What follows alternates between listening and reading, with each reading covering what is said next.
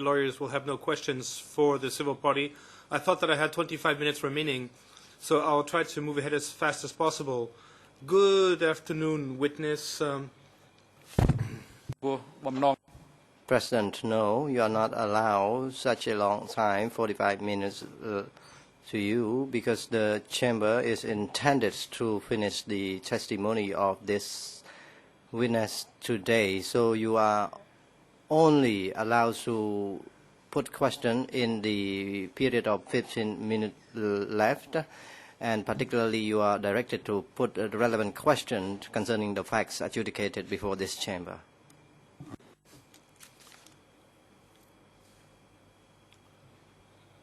Witness, I would like to put questions to you regarding Khieu Samphan. Could you briefly tell us if you met Khieu Samphan during the DK regime and upon which occasions?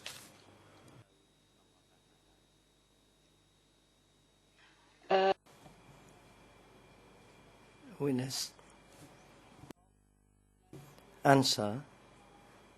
I met him once in 1978 when my husband was sent there. That was the first time and also the last time that I saw him. I had never seen him before, but I heard him over the radio broadcast. In fact, my husband was taken away, and at the time I did not have jobs to do, so I was required, since I could speak French, I was required to buy the material that could be used to produce the medicine. I was required to work in the section. 2 or 3 months later, my husband was taken away to Phnom Penh. There were a lot of children at that location, and at the time I was about 22 or 23 years old, and I thought that I was older compared to those children. I saw many children. Witness, I'm sorry, I have to interrupt you. I only have 15 minutes left, so please answer my questions very briefly. I apologize for interrupting you. So the meeting with Khieu Samphan, when you saw him, where was this? Was it a ministry? Was it somewhere else? No. At other locations, I went to submit the forms to purchase input materials or medicines. And there was a person to receive my form, and that person did not discuss about politics, in fact.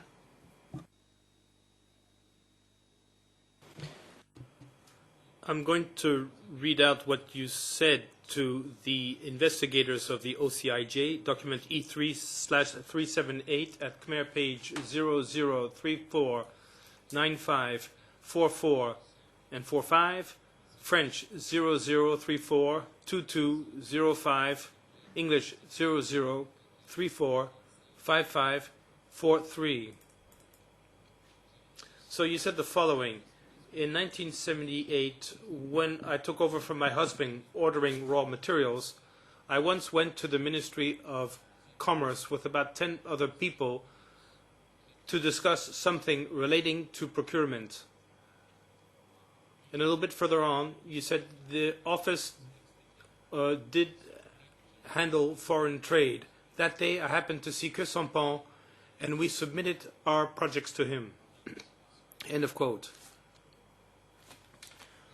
So based on what you understood during that meeting at the Ministry of Commerce, therefore, or more generally speaking, based on what you understood from Khieu Samphan's position when you met him, did he play any kind of special role in terms of trade or in terms of supervision at the Ministry of Commerce?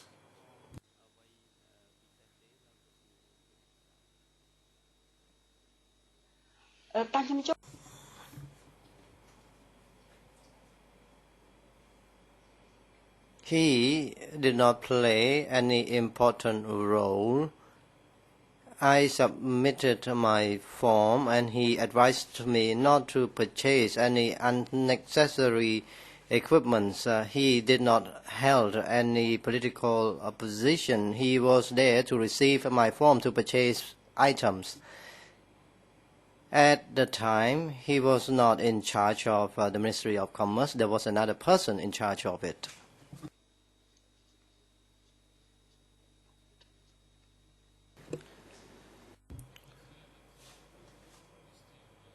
So we said yesterday that your brother was stationed at Kompong Som for a long while as a director. So during the regime or afterwards, did he tell you if he had any kind of special relationship with Khieu Samphan?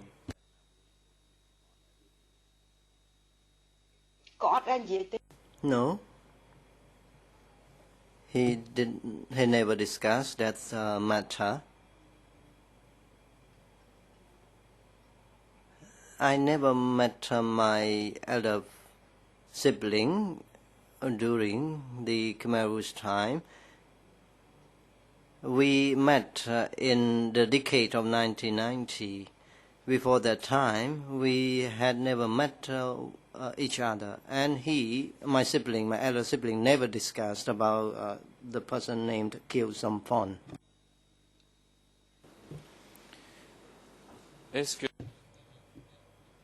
Did your brother have any kind of role or any kind of position in Hong Kong?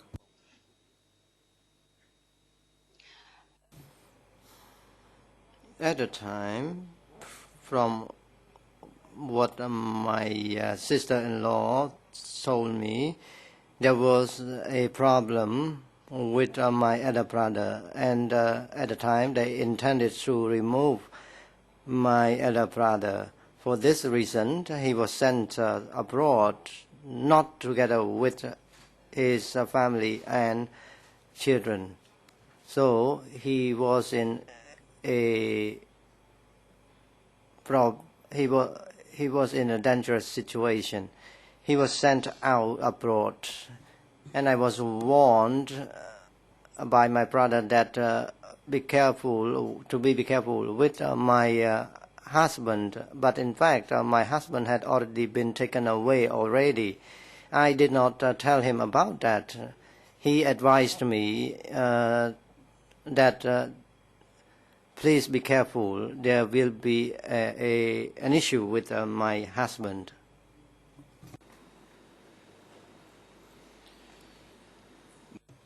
Fine. So, in order to speed things up, yesterday you spoke about the disappearance of your husband from the Ministry of Social Affairs. So, could you explain the chamber if you personally met Ying Tirit regarding the disappearance of your husband? And if that is the case, could you tell us if she showed documents to you relating to your husband?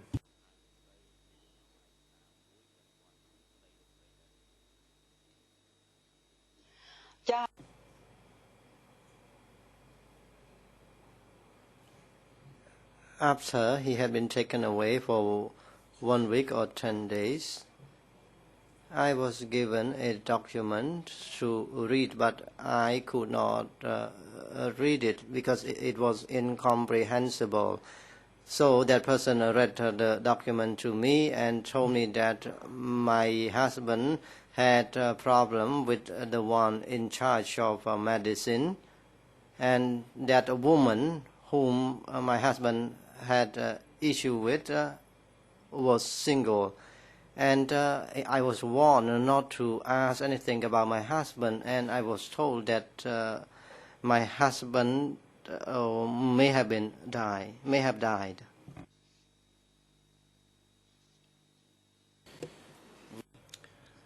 You said, I was told. So are you speaking about Yeng Tarit? Is it she you met? Is she the one who read part of that document?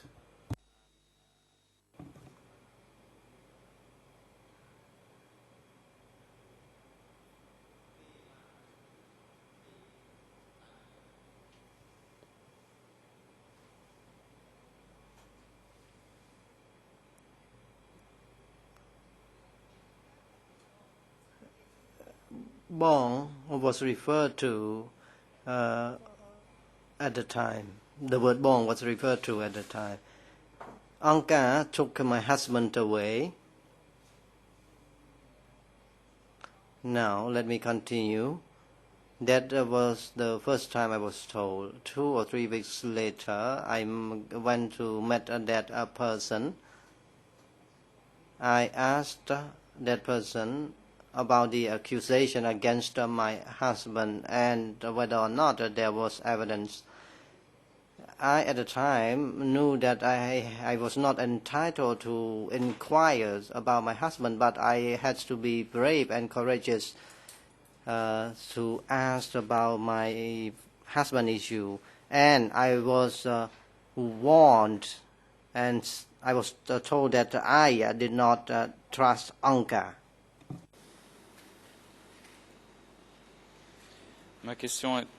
My question is very simple, and you can give me a yes or no answer. So this person who spoke to you about the arrest of your husband, and in particular about this document, was this person Ye Pia, alias Yeng Tirit? Yes or no?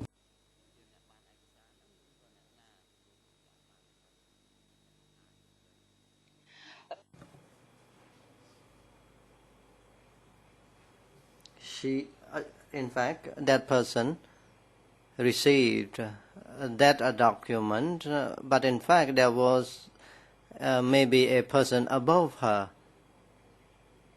That person received a document from the top.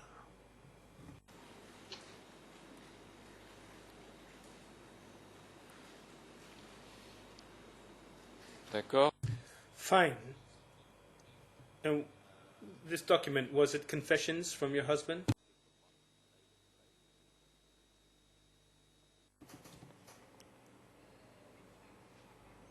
I did not see it personally. The document was given to me, but I did not have courage to read it.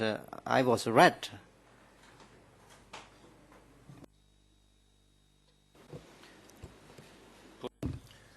For the record,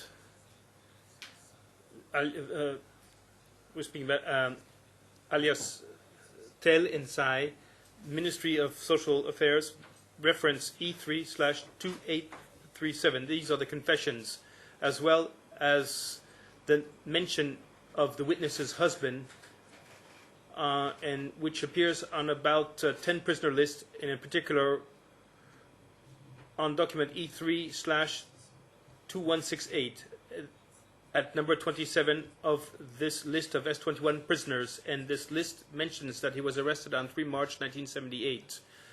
Witness, you spoke about your superior Sue.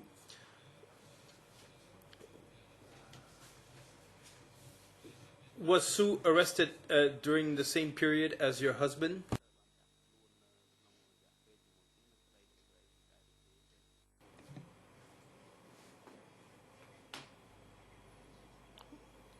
I did not know about the disappearances of the two persons because I was at the time had just delivered the baby. I did not know who else disappeared. Later on, I was told that two persons disappeared, and Sue disappeared as in the same period as my husband on the 3rd or the 2nd. Not only my husband and Sue disappeared, but there was another person that is my husband's supervisor who also disappeared.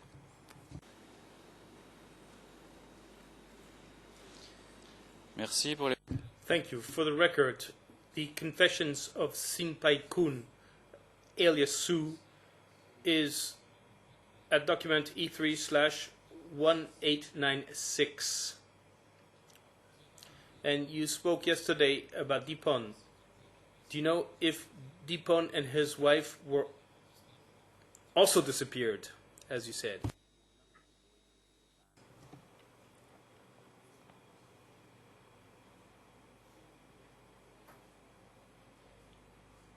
Are you asking me about this pond? Yes, I was speaking about the dentist. C'est ça, je parlais du dentiste. I was speaking about the dentist Dipon, whom you spoke about yesterday. Did he and his wife also disappear? He disappeared in a later stage, maybe in 1978, 1 month or 2 months before the arrival of the Vietnamese. He was later on taken away after the disappearance of my husband. I saw him after my husband had disappeared. D'accord. Fine. Here, it is indicated that both of these people were sent to S21. His name was Dipon alias Tuk, and his wife Ingun alias Van, and both of their names appear on a list of prisoners from the Ministry of Social Affairs at S21, reference E3/2088, at English page 00244-255, Khmer 000-40092 and 93, and there's no French version. Both were arrested on 10 December 1978, according to this document. And there are 2 or 3 other people I would like to mention to you, and I'd like to know if you knew them back then. First, Hong. Hong, his revolutionary name, his full name is Mok Sampol, alias Hong, therefore, who was the director of the Malaria Eradication Office, and his wife was called La, L-A. Her full name, Pentai alias La. Did you know these people back then?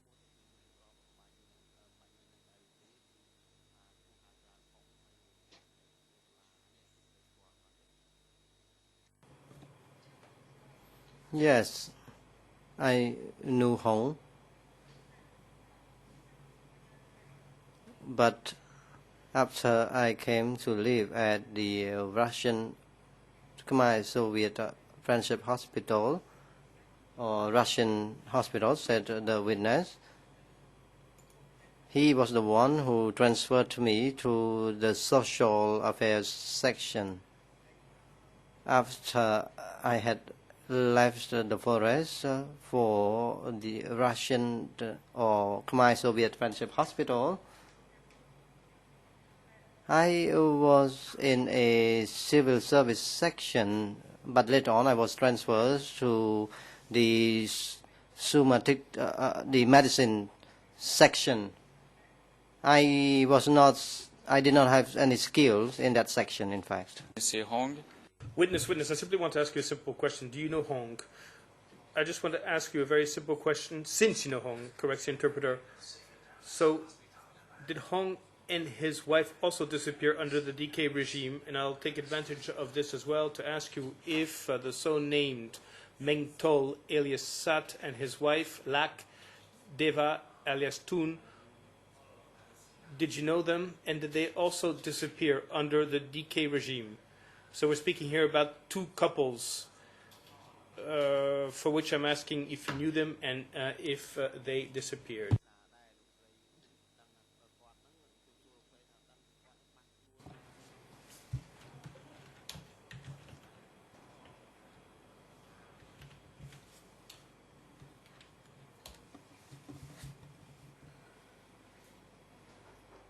Bo Hong and Mola, 2 of them, I knew 2 of them, but I do not know where they disappeared to. After I had left that hospital, I came to work in the social affairs section. I no longer had any communication or contact with those at the hospital. I am not sure about the son. President, you run out of time now, Mr. Deputy Co-Prosecutor. បាទជាបន្តទៅនេះឲ្យផ្ដល់ And the chamber gives the floor to the defense teams for the accused, starting first from the defense team for Mr. Nguyen Chia to put questions to the witness, Hochiton. Thank you, Mr. President. Good morning, Madam Witness. I have not very many questions that I would like to put to you, just a few. I would like to start by asking you something about a person that you mentioned in your statement E3/5305, and that is someone with the name Tune. Do you recall who he was?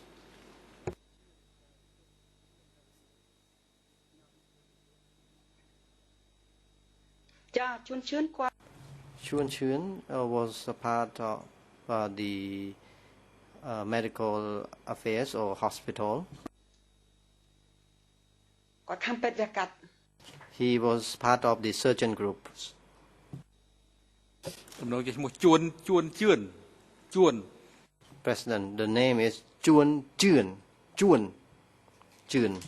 Chun. Did you work directly with him between 75 and 79?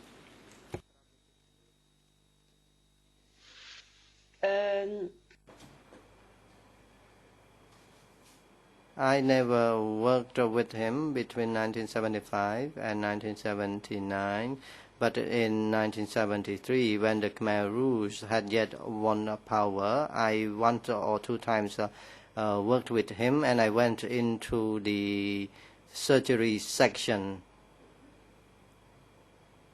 And later on, he moved his office, and I started to work with Deepon, the dentist. Do you know whether Chun was the chief medical doctor of the Khmer Soviet hospital already in 1970?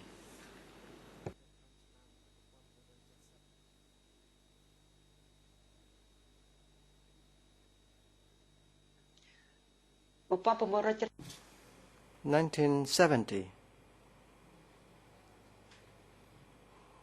1970.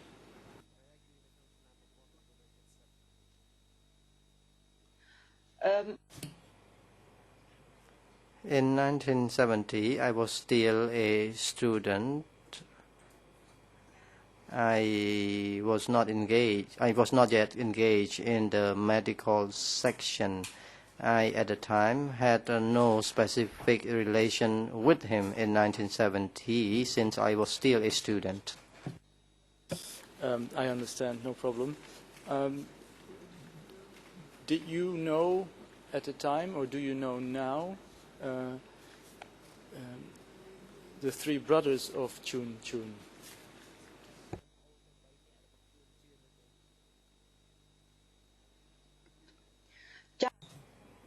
I know.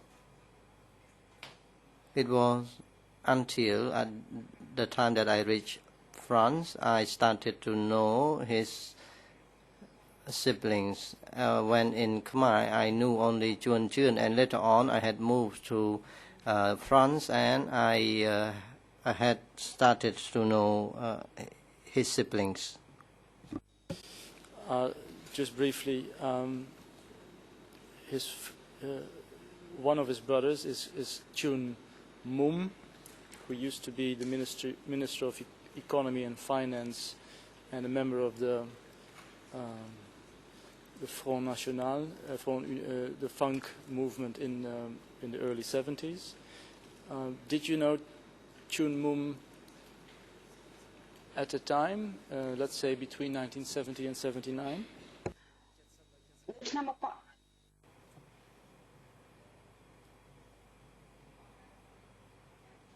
I never met that person between 1970 and 1975. It was until the time I had reached France that I met Chun Mom. Do you know whether he is still alive today?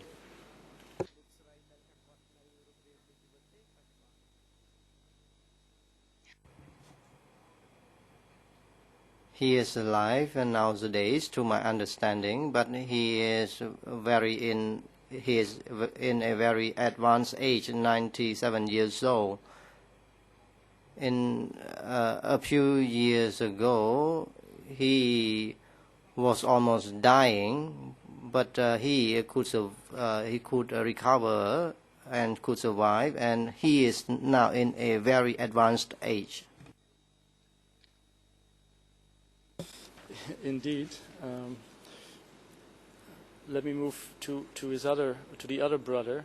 He used to be the ambassador to the United Nations for DK and subsequently after 1979 as well, up until 1992. Tune Prasit. Did you know him, or do you know him today? Is he still alive?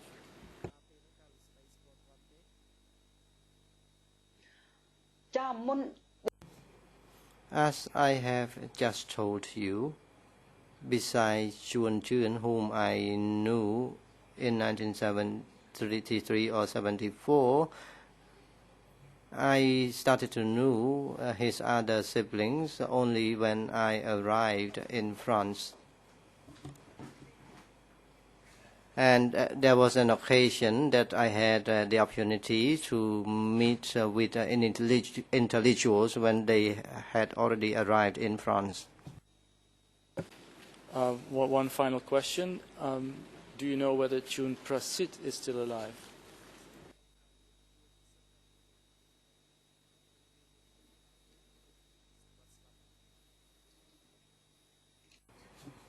Yes, he is still alive from my inquiry.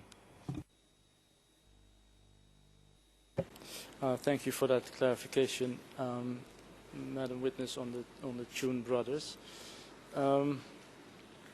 Let me move on to some questions in relation to the Ministry of Social Affairs that you were working for. I would like to show you two documents, and hopefully you will be able to read it from where you are. And I now would like to ask you one or two questions about these documents. Mr. President, with your leave, I would like the AV unit to show on the screen document E3/2941, English ERN 00583816, Khmer 003819949, French 00769978.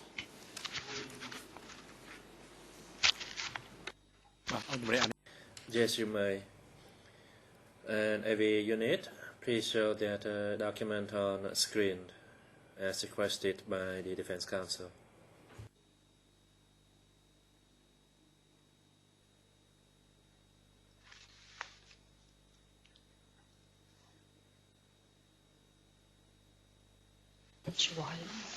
Madam Witness, can you see the document?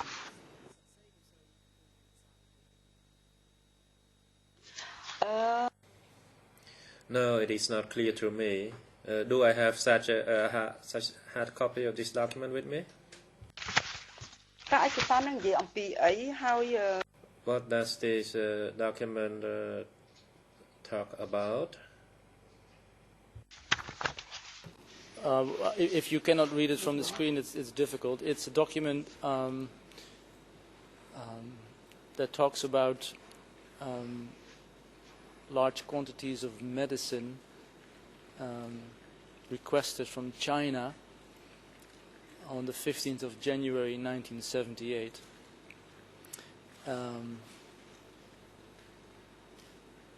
it is a medicine that is requested to quote-unquote save the wounded combatants. And it talks about, for instance, 30,000 ampules of ampicilline, all kinds of medical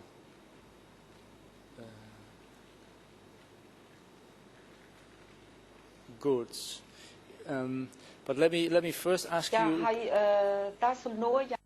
And what is your question, Councillor? I was just summarizing a bit this document. My first question is, on the very top of that page, you see 4 names that were included in the Cambodian side of the delegation. It says Comrades Rit, Su, Cheng, and Pat. And my question is whether Su is the Su that you have been referring to yesterday and today.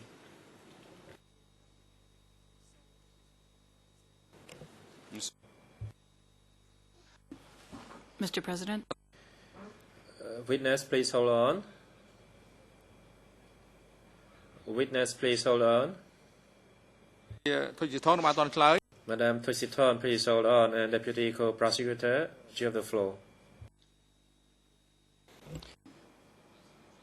It's not an objection to the question, but in this chamber, at least when we use a document, we usually say what it's about. So I think that the defense did not say that this is a document addressed to Comrade Hem.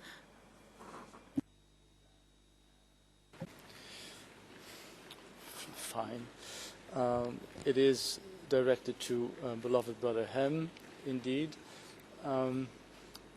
So, Madam Witness, my question was about the Cambodian comrades that are mentioned there. Comrade Rit, Su, Chang, and Pat. And my question was, the Su, is that the person that you have been referring to today and yesterday?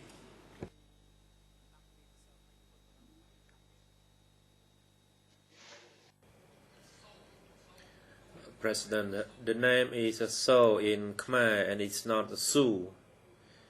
Witness, the name So does not sound familiar to me because the persons there knew named Su, not So. Then that question is answered.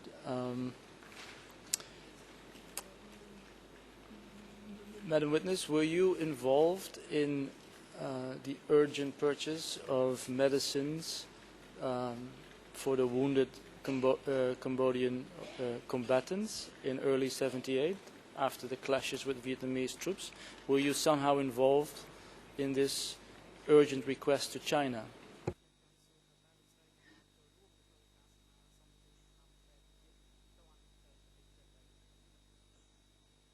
No, I did not involve in any purchase. And I did not know about any wounded. That's no problem. Then one or two questions about another document that I would like to show, with your leave, Mr. President, on the screen as well. That's E3/9648. It's a document entitled Medicines from China. English ERN 00233-531 and Khmer 00072602.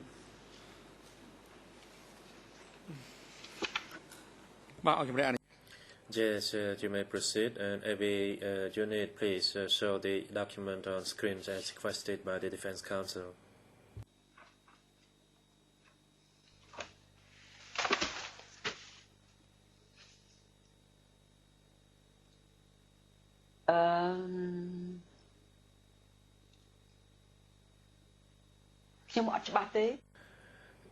The document on screen is not clear to me. Maybe we can show it again, and meanwhile I'll be reading Are you seeing it now, Madam Witness? បញ្ហាចា Allow me to say that I did not have any relationship with the commerce, nor did I have any relationship in the purchase order. It did not fall under my responsibility. My responsibility was to receive medicines and later on distributed those medicines. I did not involve in the purchase of those medicines. And this document seems to be originated from the Ministry of Commerce, and for that reason, I did not have anything to do with it, since I only dealt with the distribution of medicines to the people. I understand. However, the document talks about the acquisition of medicines from China, chloroquine in black tablet and in white tablet, and Primakin, and it is about distribution of those medicines in August 76 to the various zones. One example, number one, the East Zone will be distributed 280,000 tablets in chloroquine in black tablet, and 7.8 million tablets, white tablets in chloroquine, and 60,000 tablets Primakin. Is this something that you were involved in? The distribution over the various zones of Chinese medicine?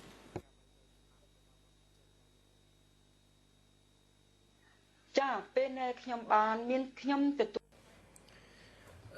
received medicines, including those old existing medicines as well as newly obtained medicines, and we distributed those medicines. But I did not have any contact or relationship with the commerce or with the Chinese group. That did not fall under my responsibility. Can you explain to the Chamber what was your responsibility?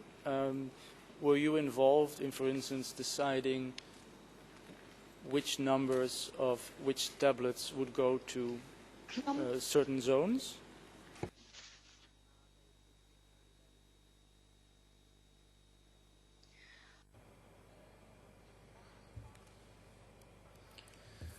As a practice, Bonsu would give me a list of the medicines to be distributed. And Bonsu received orders from the upper echelon, that is at the Ministry of Social Affairs. So after I received instructions from Bonsu, I would arrange a package for each province. So would it then would it be correct to say that you were the one who was deciding on the number or quantities of medicines that would go to the various zones, correct?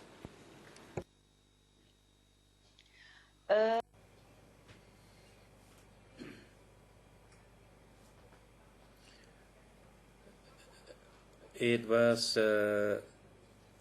the instructions that I received from her as to the number of population per each province.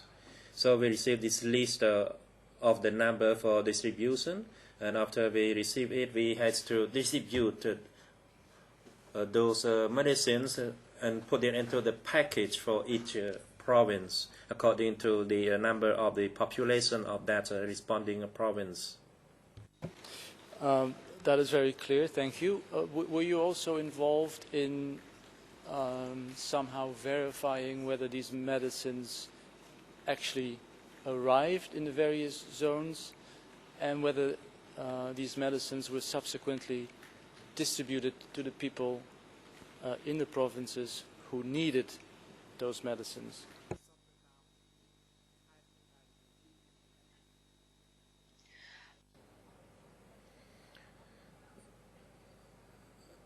I do not know whether the medicines arrived because we package for each province, and then people from the province would receive it. So it is beyond my knowledge to know whether the package arrived, because at that time I myself worked only within the Ministry of Social Affairs, and I did not go through those provinces. I understand, but do you know whether the Ministry of Social Affairs received somehow signals that the medicine that were distributed didn't end up with the people? Did you receive such signals?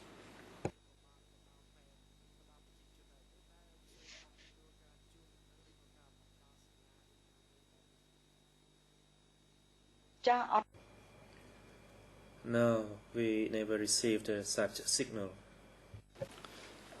Let me read to you something that Ingrid told an American journalist in her interview somewhere in 1980, I believe. Mr. President, I'll be referring to document E3/659, English ERN 00182325, French 00743050, and Khmer 0074112123. Sorry, 22 and 23. So, Madam Witness, I'll be reading to you what Ingrid told this American journalist in 1980.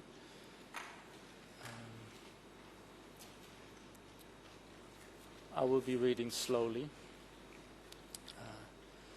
But you can see that regularly we send medicines. We send things to our people. Regularly. Every month. Many, many things. If you can have the register, le registre, you can see our people must be well served in medicines. But the governors of the regions, they stop these medicines in order to execute, to carry out their order of Le Yun, or Le Duan, the #1 of Vietnam. They stop these medicines and do not distribute to people, just as the Vietnamese do just now with humanitarian aids. They stop, do not distribute to people, and even destroy those stocks by fire and so on. End of quote. This is, as I said, Madam Witness, your boss, Ingrid, speaking in 1980. Does this somehow refresh your memory?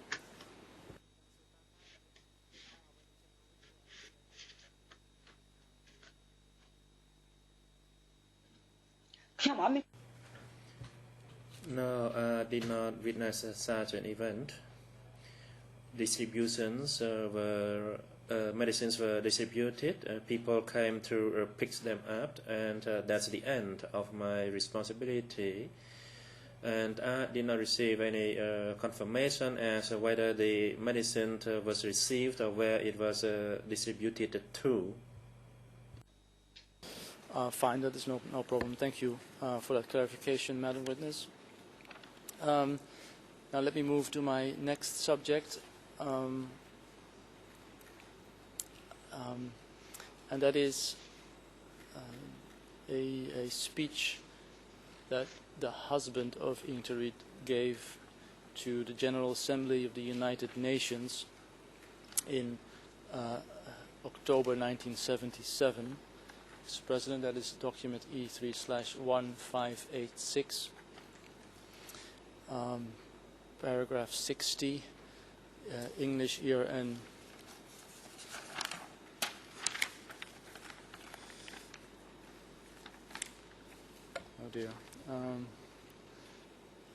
The last 6 digits are 079815. Khmer 00291027 until 28, and French 00617797. Now, before I read to you what Ieng Sary was telling the General Assembly, were you yourself somehow involved in preparing the speech to the UN, more particularly the perspective from the social and health fields of DK? I did not have any contact with Ieng Sary. I never worked with him, nor did I attend any meeting with him at all. I understand. Let me read to you a few things that he said, and then I would like to ask your reaction. So this is the paragraph about the social and health fields.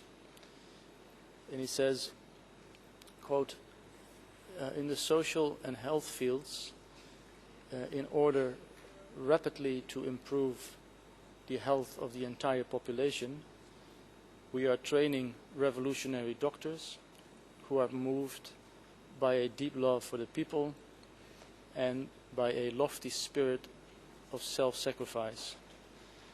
And we are producing medicines from the herbs growing in the country.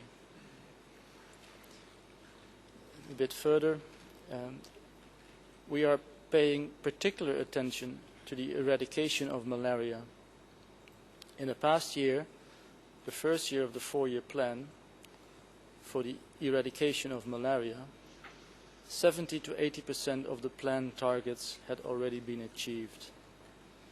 We are endeavoring very rapidly to improve the living conditions and the health of our people, because we need a population of 15 to 20 million in 10 years' time. End of quote.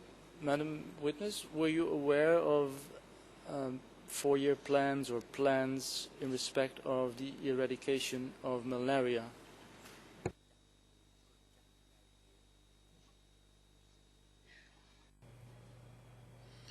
No, I was not aware of that. I did not receive any such report, or did I attend such a meeting with Ieng Sary.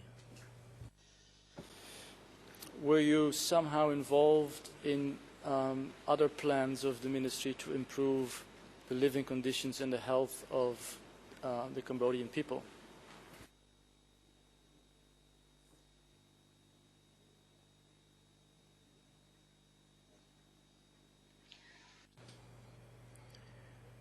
No, I did not.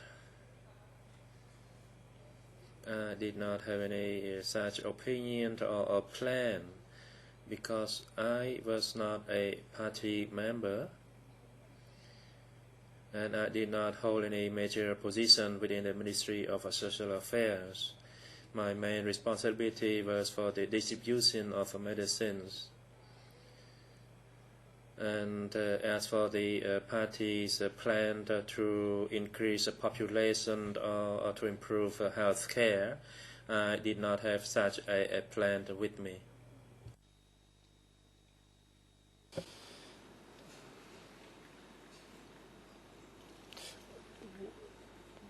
Do you know whether the development of these plans was done at a higher level of the ministry and involved CPK cadres only?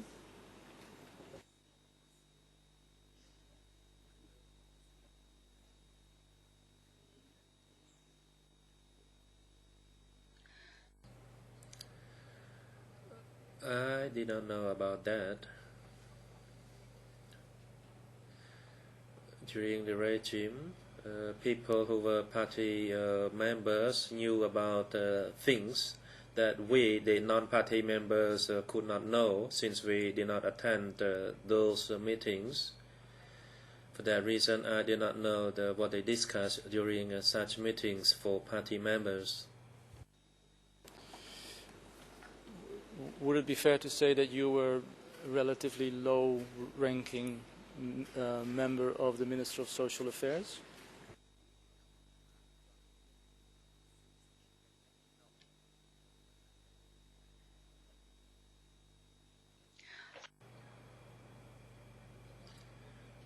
During the regime, only when you became a party member, then you would enjoy such a privilege. But I never became a party member, and I was there only thanks to my knowledge in the French language, and they needed my expertise in this technical field.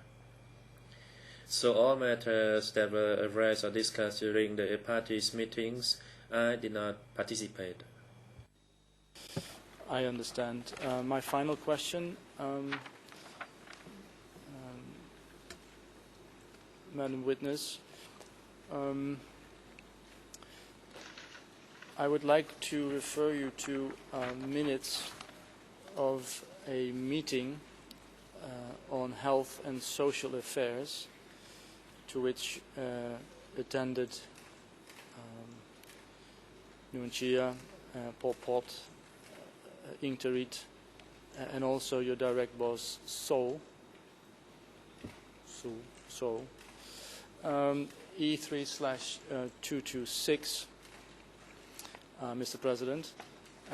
More specifically, I'll be referring to English ERN 00183-372, Khmer 000-17158, and French 00296-166.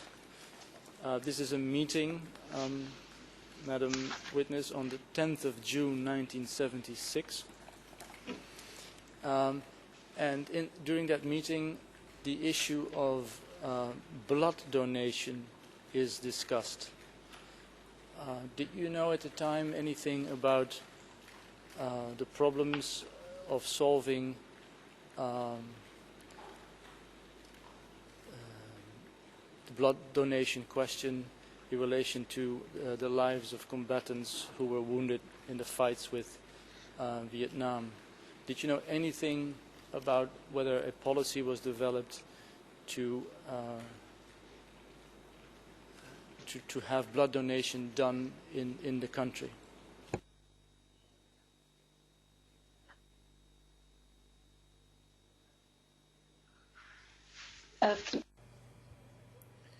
I do not fully understand your question. However, in relation to blood donation, what do you mean by that? Let me just read to you what's in the minutes. This is what it says, and I'll be quoting. Issue of blood donation. We could expand it. We collected the general public force to get more blood to save the lives of our fighters at borders. If the issue could not be solved at bases, it should be solved at Phnom Penh. We collected forces from offices, military, industries, and so on. There were more than 100,000 people living in Phnom Penh. We were able to collect blood from 5,000 people monthly. In the long run, we could collect even more blood because we would have enough food supply. The procedures were to select our men and women fighters in offices and military units. This was not posing any problem to us. It was not a significant sacrifice.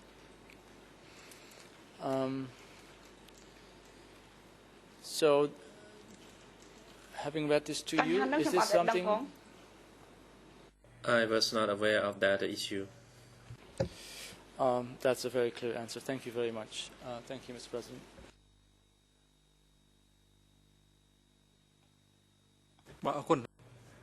Thank you, Counsel. I now hand the floor to the defense counsel for accused Sampon to put question to the witness.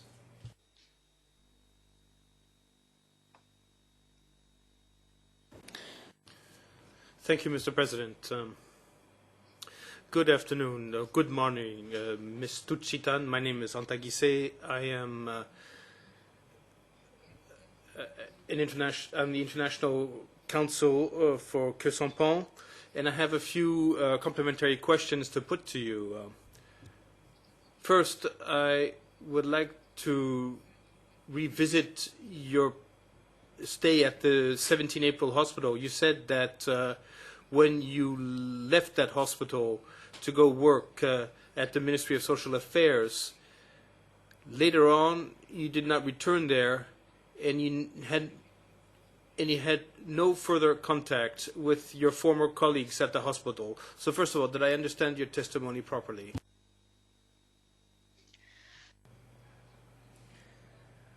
Yes, I did not have any further contact with my former workers.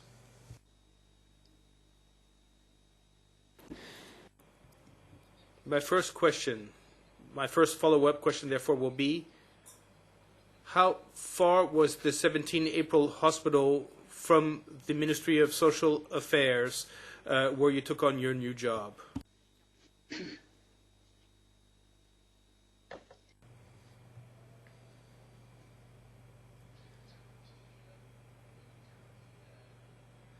I do not recall the distance in kilometers. However, it was not that far. If you ride a bicycle, which I did at the time, it would take half an hour. That is along Cambodia Kram Boulevard. But I cannot say how many kilometers it was. D'accord. Fine, no problem.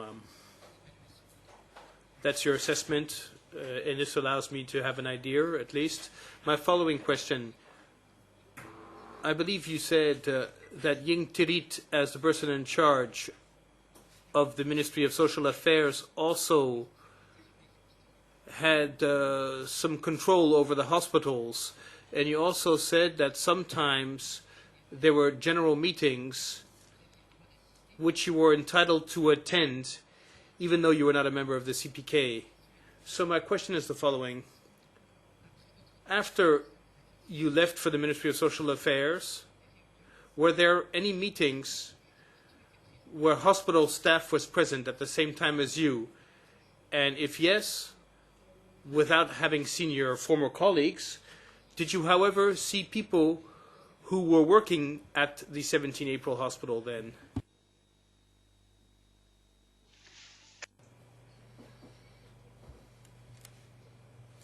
For the general meeting, there were those who came from the hospital to attend such a meeting.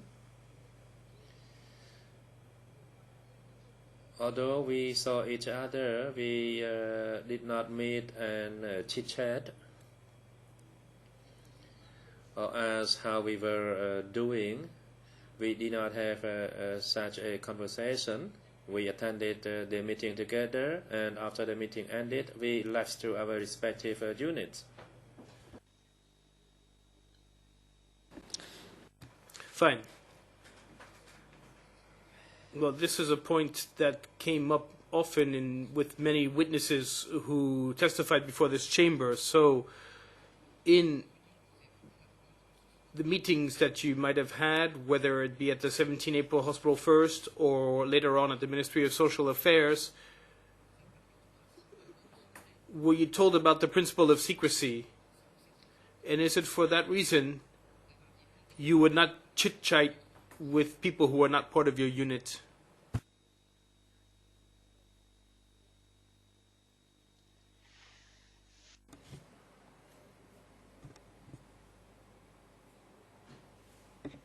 Normally, it was difficult in the regime. Secrecy was the principle. No one dared to discuss and disclose any information. there was no happy atmosphere for all of us. There was no happy moment for all of us. In meetings, the discussion about enemies was the topic, was made, and we, each and every one of us, was concerned. We saw each other in meetings, and that's all. And we did not have any happy moment or have any casual conversation. Even I saw those whom I recognize. I did not dare to go and talk with them in a happy atmosphere.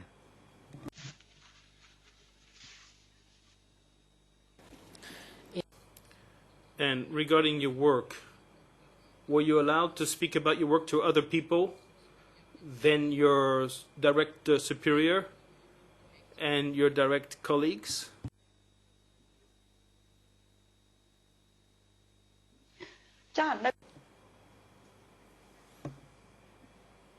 At my workstation, it was fine.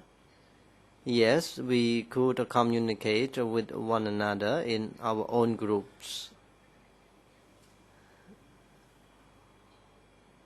In other locations, we rarely had the opportunities to talk and discuss with one another. We were on our own business.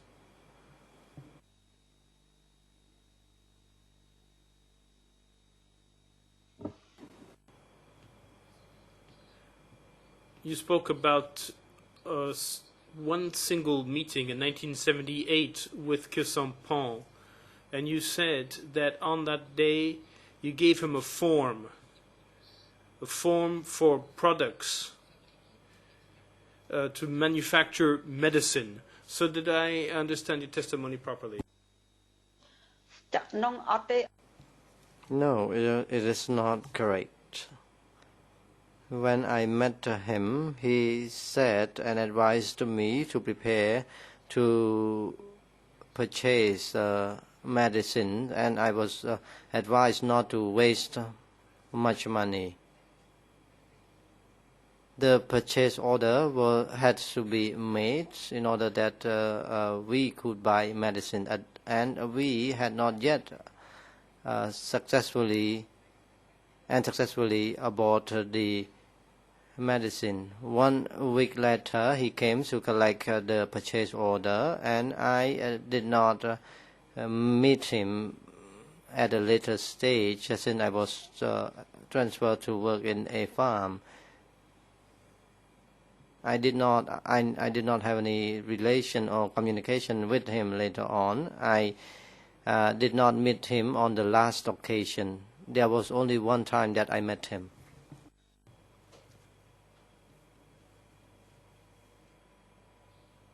Fine. So maybe let me be more specific about things in order to understand well what you said.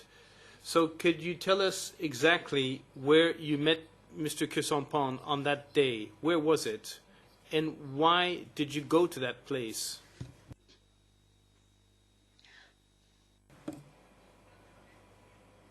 It was not my function to do that. But after my husband had sent away, I had nothing to do. He needed one person to work in the replacement of my husband, so that medicines input materials could be purchased to manufacture medicine. There was no one could speak French at the time, so since I know how to speak French, I was required to go.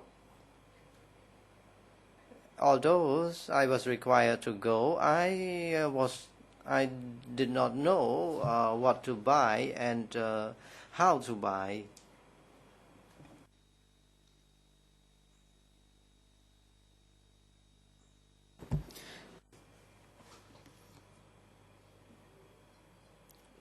You tell me that when you went to that place, and you're going to tell me exactly where that place is, you told me that you were accompanied by other colleagues. Is that the case?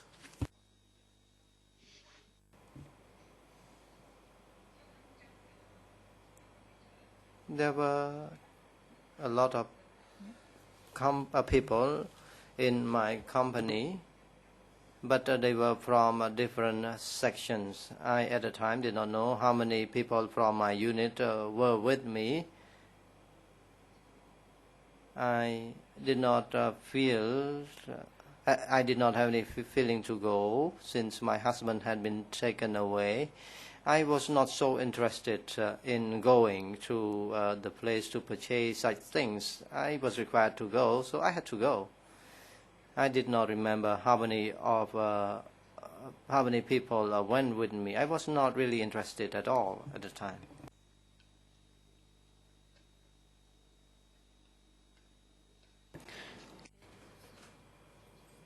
Who is the person who asked you to go place orders? Was it Sue or was it someone else?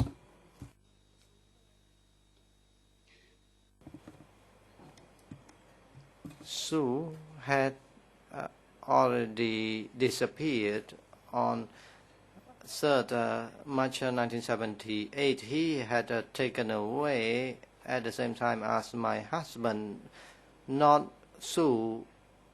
It was not Sue who required me to go after my husband had been sent away. I did not have any communication with Tirut since trust had been withdrawn from me. My husband had been taken away. As a result, was placed in a far distant. I was placed in a far distant location from others. Fine, but on that day, well, maybe let me refresh your memory first. Let me read to you again what you said in your statement. So this is document E3/378, French ERN 00342205, English 00345543, and Khmer 00349-545. So if you have the French version, it's on page 4 at the top of the page. And this is what you said. Yes, that's the truth, because in 1978, when I replaced my husband, ordering raw materials, I once went to the Ministry of Commerce with about 10 people to discuss something relating to procurement. The office was near Capi, K2. I went there by car. I do not have further details about where the office was located in Phnom Penh. The office did handle foreign trade. That day, I happened to see Kusampon, and we submitted our projects to him. He made some recommendations, saying, for example, that we should not purchase too much material to avoid having to throw it away. End of quote. So my first question in relation to this excerpt is the fact that you say that you traveled somewhere, and I understood that you don't remember exactly where this place was in Phnom Penh, but you told us that this was an office that was only in charge of foreign trade. So my first question is, how did you know that this was an office in charge of foreign trade?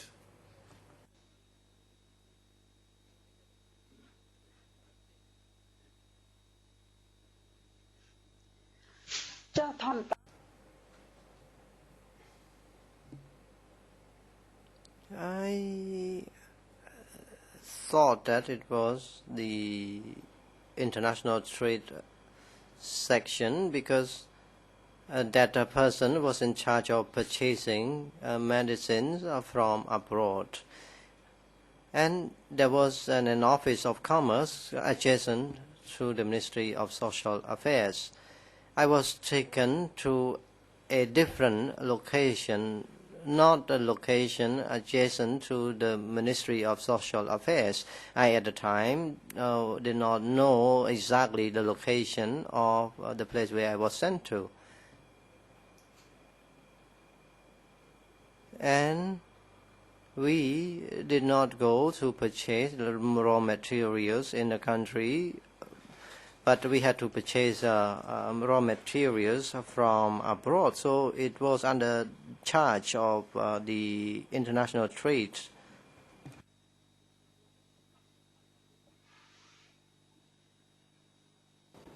D'accord. Fine. I will get back later to the office that was adjacent to your Ministry of Social Affairs. But just to finish up, maybe just before the break, Mr. President,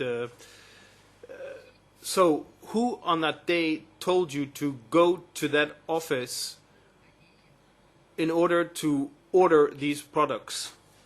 Who within the Ministry of Social Affairs, if it's not Sue because she was no longer there, and if it's not Yang Tirit, so then who asked you to go to that place? Si vous vous en souvenez. If you remember, of course.